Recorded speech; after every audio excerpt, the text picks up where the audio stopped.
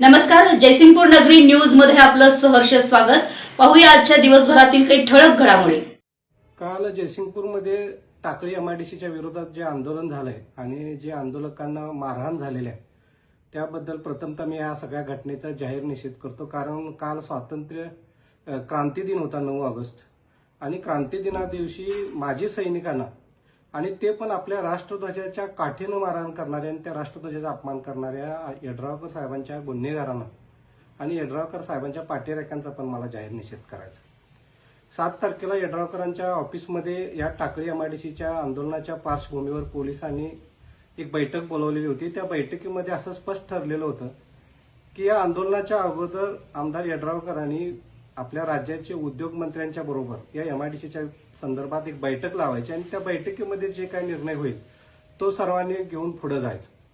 आणि 9 तारखेला आंदोलनाच्या पार्श्वभूमीवर 7 तारखेला शुक्रवार होता, त्या दिवशी मंत्रालय सुरू होतं आणि सगळे लोक म्हणजे जिल्ह्याचे जिल्हाधिकारी असतील, उद्योगमंत्री असतील, सगळं म्हणायला लागलेत की या बाबतीत आमदार यड्रावकर आग्रही आहेत एमआयडीसीच्या साठी आणि त्यामुळे यड्रावकरांनी जर आम्हाला सांगितलं तर आम्ही बैठक लावू शकतोय. पण यड्रावकरांनी त्या दिवशी शुक्रवारी बैठक लावली नाही आणि ही मोर्चाची वेळ लोकांच्यावर ह्या आमदार यड्रावकरांच्या ह्या चुकीमुळे आलेल्या आहे. आणि ज्यावेळी हा मोर्चा टाकळीमधून काल निघाला त्यावेळीच मला जयसिंगपूरचे डीवायएसपी ठाकूर साहेब यांचा फोन आलेला होता आणि त्यांनी आम्हाला सांगितलं होतं की तुमची आणि आमदार यड्रावकरांची आम्ही कृषी उत्पन्न बाजार समितीच्या सभागृहामध्ये बैठक लावतो आणि तिथं तुम्ही बैठकीसाठी या काही प्रतिनिधी म्हणून. आम्ही सांगितलं ठीक आहे, अजून पण आम्हाला चर्चेची तयारी आहे आणि चर्चेतनं माघार निघत असेल तर चांगली गोष्ट आहे.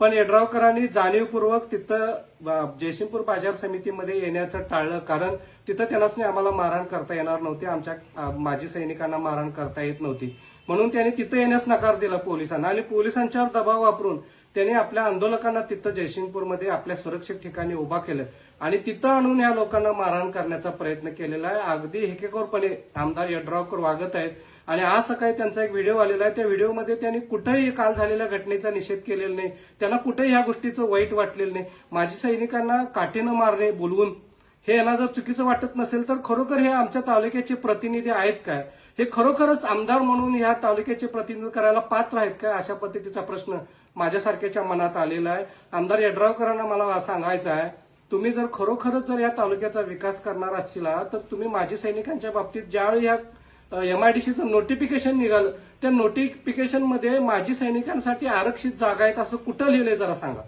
ज्यावेळी आंदोलनाची तीव्रता वाढली त्यानंतर या लोकांना माजी सैनिकांची आठवण आली. यांना संपूर्णपणे ते 125 एकरचं जे गायरान आहे ते सगळं लाटायचं आहे, लुबाडायचं आहे, पुढे प्लॉट पाडून हे विकायचं आहे, म्हणून या लोकांना सगळं ते गायरान पाहिजे आहे. आणि ज्यावेळी आंदोलनाची धग चालू झाली, माजी सैनिक आक्रमक झाले असं दिसलं आणि संपूर्ण गाव एकजूट झाले असं दिसल्यानंतर मग यांना लक्षात आलं की माजी सैनिकांसाठी काहीतरी आपल्याला तिथं राखीव ठेवायला लागलंय आणि आता काहीतरी ती खोटं सांगायला लागलेत. माझं या यड्रावकर साहेबांना एक आव्हान आहे, ज्यावेळी नोटिफिकेशन निघालं त्या नोटिफिकेशनमध्ये तुम्ही सगळी जमीन तिथं एमआयडीसीला दिलाय, मग तिथं तुम्ही सुविधा कुठल्या ठिकाणी निर्माण करणार आहे. आज 1 गुंठा सुद्धा तिथं क्षेत्र शिल्लक ठेवलेलं नाही तुम्ही. आज आपल्या जर आलमट्टी धरणाची उंची जर वाढली तर दरवर्षी महापुराचं संकट येणार आहे. तिथल्या 5-6 गावांना सुरक्षित ठिकाणी हलवायचं असेल तर फक्त त्या जमिनीशिवाय कुठेही जागा शिल्लक नाही. मग अशा महापुराच्या परिस्थितीमध्ये ह्या लोकांना काय तुम्ही कुठं घेऊन जाणार आहे? इकडे काय निमशिरगावला तुमच्या ह्या मोठ्या माळावर तुम्ही आणणार आहे काय, का तिकडे दत्तवाडच्या माळावर नेणार आहे 10-12 किलोमीटर जवळचं ठिकाण आहे. तिथं महापूरग्रस्तांना स्थलांतरासाठी त्यांच्या सोयीसुविधांसाठी तिथं जमीन पाहिजे. हे सैनिकांचं गाव आहे, देशभरामध्ये प्रसिद्ध. इथं प्रत्येक घरामध्ये 2-2, 3-3 सैनिक आहेत. ह्या सैनिकांच्यासाठी ज्या सुविधा निर्माण करायच्या आहेत त्यासाठी पाहिजे. भविष्यामध्ये ग्रामपंचायतीला काय विकास कामं करायचे असतील तर त्यासाठी गायरान पाहिजे.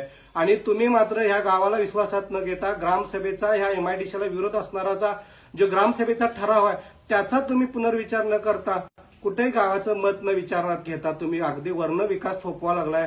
मंत्रालयात बसून दररोजच्या दररोज वेगवेगळे शासन निर्णय काढून ह्या गतीनं हे तुम्ही काम ही सगळी जागा ताब्यात घ्यायचा प्रयत्न करायला लागलाय आणि दुसरीकडे तुम्ही म्हणताय आम्ही चर्चेला तयार आहे, आडमुठी भूमिका आंदोलक घ्यायला लागलेत आणि घराच्या काचा फोडतात. तुम्ही आता हे सगळं बोलायला लागले, कालच्या व्हिडिओमध्ये तिने बोलायला लागले. माझं हे आव्हान आहे, तुम्ही एखादा व्हिडिओ अशा पद्धतीचा जर आमदार साहेब तुमच्याकडे असेल तर तुम्ही तो दाखवावा. आम्ही तुमच्या घरात येऊन तुमच्या पाया पडून तुमची माफी मागतोय आणि जर ते तुमच्याकडे व्हिडिओ नसेल तर तुम्ही असं खोटं कुठंतरी लोकांना काहीतरी दिशाभूल करणार बोलायचं नाही आणि आमदार पदाला हे शोभत नाही. माझी तर ह्या पोलिसांना एक आव्हान आहे खरं तर कुठलाही गुन्हा घडल्यानंतर त्या गुन्ह्याचा पाठीमागचा उद्देश काय आहे पोलिसांनी बघायचा असते. कट कुणी रचलेला आहे हे यांनी बघायचं असते. काल कट हा आमदारांनी केलेला होता. कारण आमदारांच्या बऱ्याच कार्यकर्त्यांचे आम्हाला काल फोन येत होते, काय झाले तुम्ही एवढं काय आंदोलन करणार आहे, आम्हाला आमदार साहेब घराकडे या म्हणून सांगायला लागले. म्हणजे आमदारांनी काल आपल्या सगळ्या तालुक्यातल्या कार्यकर्त्यांना जयसिंगपूरमध्ये बोलवलं होतं. रेकॉर्डवरच्या गुन्हेगारांना ज्यांनी त्यांना पोचलेला आहे हे रेकॉर्डवरचे गुन्हेगार त्यांनी काल तिथं बोलवलेले होते. मग हा काल मारहाण करण्याचा कट हा आमदार यड्रावकरांनी त्यांच्या घरात बसून केलेला आहे आणि तो कट त्यांनी काल पूर्णत्वास नेलेला आहे. त्यात आपल्या तिरंग्याचा अपमान झालेला आहे. माझं पोलिसांना आव्हान आहे, कट कारस्थान करणाऱ्या या आमदारांना सुद्धा त्यांनी काल आरोपी करायला पाहिजे होतं आणि या आमदारांना कालच्या काल अटक करायला पाहिजे होती. तिरंग्याचा अपमान करणाऱ्या त्या गुन्हेगाराला या लोकांनी त्याच ठिकाणी धरायला पाहिजे होतं. कारण का 10 ते 20 पोलीस या तालुक्याचे डीवायएसपी त्या ठिकाणी उपस्थित होते जाग्यावर. त्यांनी त्याच ठिकाणी त्या तिरंग्याचा अपमान करणाऱ्या गुन्हेगाराला का पकडलेलं नाही, त्याच्यावर स्वतंत्र गुन्हा का घडलेला नाही. काल आमच्या लोकांनी जो गुन्हा दाखल केला आहे त्या गुन्ह्यामध्ये देशद्रोहाचे, तिरंग्याचा अपमान करणारे गुन्ह्याचे कलम का घातलेले नाहीत, हे सगळे प्रश्न या आमदार यड्रावकरांना येत्या काळात द्यायला पाहिजेत. आणि माझी तालुक्यातला एक चळवळीचा कार्यकर्ता म्हणून या तालुक्यातल्या सगळ्या नागरिकांना आव्हान आहे, अशा पद्धतीचा आमदार, गुंडगिरी करणारा आमदार हा आमची काही संस्कृती नाही. शिरोळ तालुक्याची चळवळीचा तालुका म्हणून देशभर आमचा प्रसिद्ध आहे.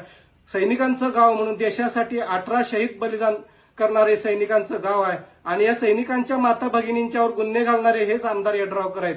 त्या गेल्या महिन्यामध्ये जे रस्ता रोकोचं आंदोलन झालेलं होतं आणि अशा पद्धतीच्या या माजी सैनिकांना सुद्धा काल क्रांती दिना दिवशी बोलवून आपल्या झेंड्यानं मारणारे, तिरंगा ध्वजानं मारणारे हे यड्रावकर आहेत. अशा पद्धतीचा आमचा आमदार हा होऊ शकत नाही. आमदार यड्रावकरांनी तात्काळ राजीनामा दिला पाहिजे अशी माझी एकमुखी मागणी आहे. आणि पोलिसांना सुद्धा आव्हान आहे, तुम्हाला आमच्यावर हल्ला करणाऱ्यांना एक वेळ तुम्ही सोडून द्या, पण ह्या ध्वजाचा अपमान करणाऱ्या गुन्हेगारांना तुम्ही शासन करा, आजच्या आज त्यांना धरा आणि ह्या ध्वजाचा अपमान करण्यासाठी कच रचणाऱ्या आमदार यड्रावकरांना प्रमुख आरोपी करा अशी माझी या निमित्तानं सगळ्यांना मागणी आहे. आमच्या जयसिंगपूर नगरी न्यूज चॅनलला लाईक करा, सबस्क्राईब करा आणि हो, स्क्रीनवर दिसत असलेला व्हॉट्सअप नंबर तुमच्या मोबाईलमध्ये ऍड करा. पाहत रहा जयसिंगपूर नगरी न्यूज चॅनल.